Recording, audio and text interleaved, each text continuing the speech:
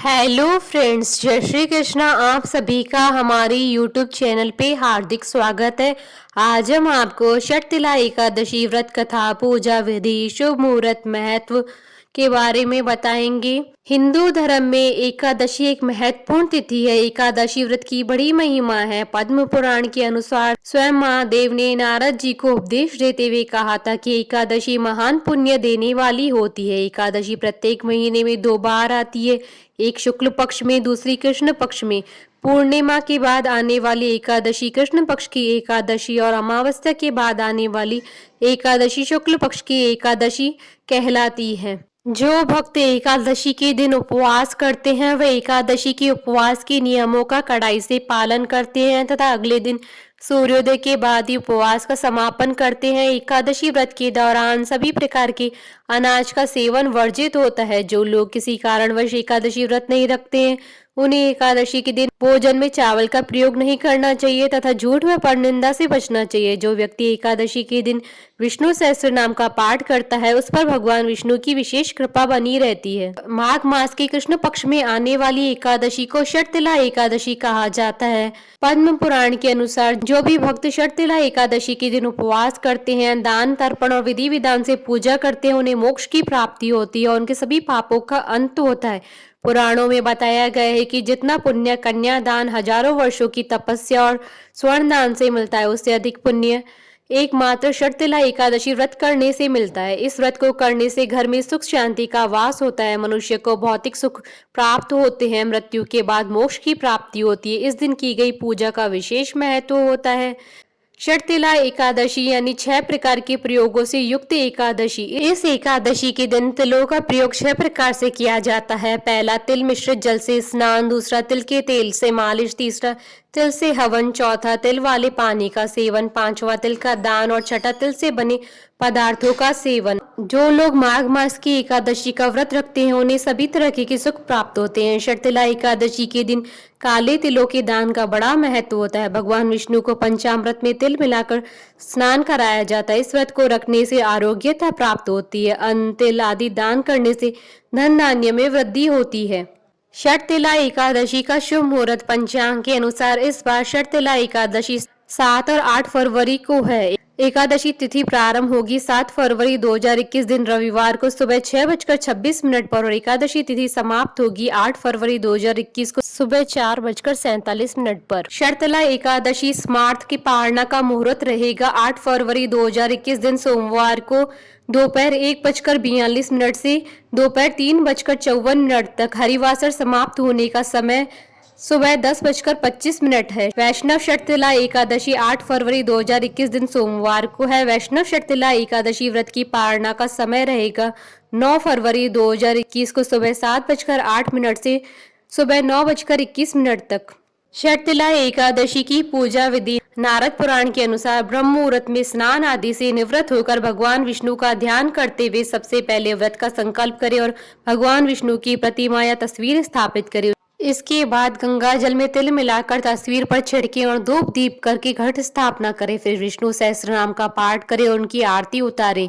इस दिन भगवान को तिल का भोग लगाएं, साथ ही तिल युक्त फलाहार खिलाएं। इस दिन दान का भी विशेष महत्व है, इसलिए तिल का दान करें। माघ मास में जितना तिल का दान करेंगे उतने ही हजारों साल तक स्वर्ग में रहने का अवसर प्राप्त होगा। इस दिन षटतिला एकादशी की व्रत कथा जरूर पढ़ें या सुने। भगवान विष्णु की प्रिय तुलसी के समीप दीपक जलाएं। अगले दिन सूर्योदय के बाद व्रत का पारण करें।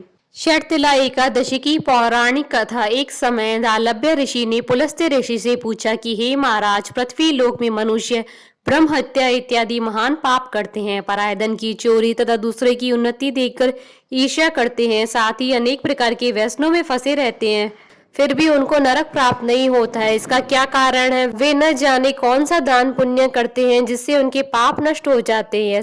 यह सब कृपा पूर्वक आप कहिए। पुलस्त्य मुनि कहने लगे कि हे महाभाग, आपने मुझसे अत्यंत गंभीर प्रश्न पूछा है। इससे संसार के जीवों का अत्यंत भला होगा। इस भेद को ब्रह्मा, विष्णु, रुद्र तथा इंद्र आदि भी नहीं जानते, परंतु मैं आपको यह गुप्त तत्व अवश्य बताऊंगा। उन्होंने कहा कि माघ मास लगते ही मनुष्य को स्नान आदि करके शुद्ध रहना चाहिए। इंद्रियों को वश में कर काम, क्रोध, लोभ, मोह, अहंकार, ईर्ष्या और द्वेष आदि का त्याग कर भगवान का स्मरण करना चाहिए। पुष्य नक्षत्र में गोबर का कपास तिल मिलाकर अनेक कंडे बनाने चाहिए। उन कंडों से 108 बार हवन करना चाहिए। उस दिन मूल नक्षत्र हो और एकादशी तिथि हो तो अच्छे पुण्य देने वाले नियमों को ग्रहण करें। स्नानादि नित्य क्रिया से निवृत्त होकर सब देवताओं के देव श्री भगवान का पूजन करें और एकादशी व्रत धारण करें। रात्रि को जागरण करना चाहिए। उसके दूसरे दिन धूप दीप नैवेद्य आदि से भगवान का पूजन करके खिचड़ी का भोग लगाएं। तत्पश्चात पेठा नारियल सीताफल या सुपारी का अर्घ्य देकर स्तुति करनी चाहिए। हे भगवान, आप दीनों को शरण देने वाले, संसार के सागर में फंसे हुए का उद्धार करने वाले, हे पुंडरीकाक्ष, हे विश्व भावन, हे सुब्रमण्यम, हे जगतपते, आप लक्ष्मी जी सहित इस तुच्छ अर्घ्य को स्वीकार करें। इसके पश्चात जल से भरा कुंभ ब्राह्मण को दान करे तथा ब्राह्मण को श्यामा गौ और तिल पात्र दान देना उत्तम है। तिल स्नान और भोजन दोनों ही श्रेष्ठ हैं।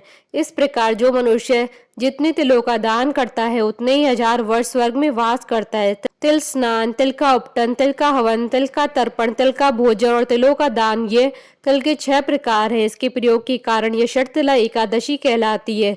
इस व्रत को करने से अनेक प्रकार के पाप नष्ट हो जाते हैं। इतना कहकर पुलस्त्य ऋषि कहने लगे कि अब मैं तुमसे इस एकादशी की कथा कहता हूँ। एक समय नारद जी ने भगवान श्री विष्णु से यही प्रश्न किया था और भगवान ने जो षटतिला एकादशी का महात्म्य नारद जी से कहा था सो मैं तुमसे कहता हूँ। भगवान ने नारद जी से कहा, हे नारद, मैं तुमसे सत्य घटना कहता हूँ, ध्यान पूर्वक सुनो। प्राचीन काल में मृत्युलोक में एक ब्राह्मणी रहती थी। वह सदैव व्रत किया करती थी। एक समय वह 1 मास तक व्रत करती रही। इससे उसका शरीर अत्यंत दुर्बल हो गया। यद्यपि वह अत्यंत बुद्धिमान थी तथापि उसने कभी देवताओं और ब्राह्मणों के निमित्त अन्य धन का दान नहीं किया।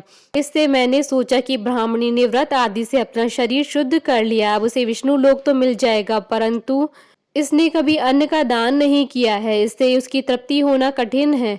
भगवान ने आगे कहा, ऐसा सोचकर मैं साधु की वेश में मृत्युलोक में उस ब्राह्मणी के पास गया और उससे भिक्षा मांगी। वह ब्राह्मणी बोली, महाराज किस लिए आए हो? मैंने कहा, मुझे भिक्षा चाहिए। इस पर उसने एक मिट्टी का डेला मेरे भिक्षा पात्र में डाल दिया। मैं उसे लेकर स्वर्ग लौट आया। कुछ समय बाद ब्राह्मणी भी शरीर त्याग कर स्वर्ग में आ गई। उस ब्राह्मणी को मिट्टी का दान करने से स्वर्ग में सुंदर महल मिला, परंतु उसने घर को अन्न आदि सब सामग्रियों से शून्य पाया। घबरा कर वह मेरे पास आई और कहने लगी कि भगवान, मैंने अनेक व्रत आदि से आपकी पूजा की है, फिर भी मेरा घर अनादि सब वस्तुओं से शून्य है।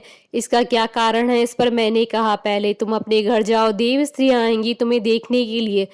पहले उनसे षटतिला एकादशी का पुण्य और विधि सुन लो, तब द्वार खोलना। मेरे ऐसे वचन सुनकर वह अपने घर गई।